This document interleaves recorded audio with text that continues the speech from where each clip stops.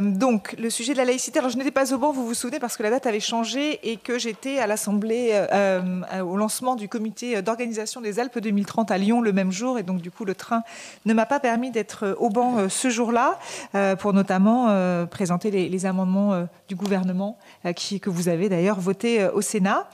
Aujourd'hui, sur le sujet de cette loi, elle doit faire l'objet maintenant d'une inscription à l'ordre du jour de l'Assemblée nationale.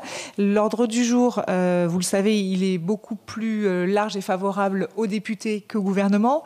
Pour ce qui concerne le gouvernement, nous avions annoncé en début d'année, nous avions 6 chantiers prioritaires et il y en a certains qui ont déjà pris un peu de retard. Je pense à celui sur l'audiovisuel public qui a dû arrêter ses travaux avant de les reprendre.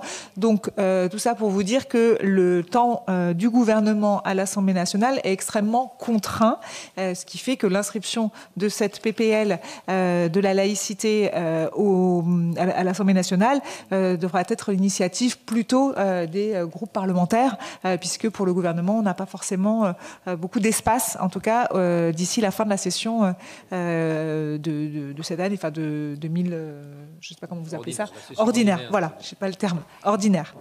Donc voilà ce qu'il en est sur la PPL apportée par le sénateur Savin.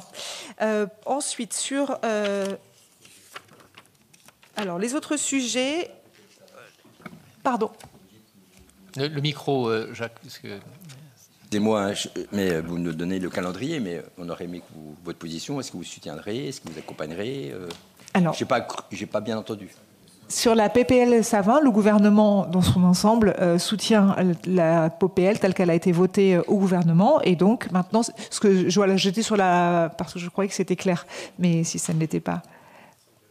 Donc, autant le clarifier. Et maintenant, comme je vous le disais, elle suit son chemin à l'Assemblée nationale.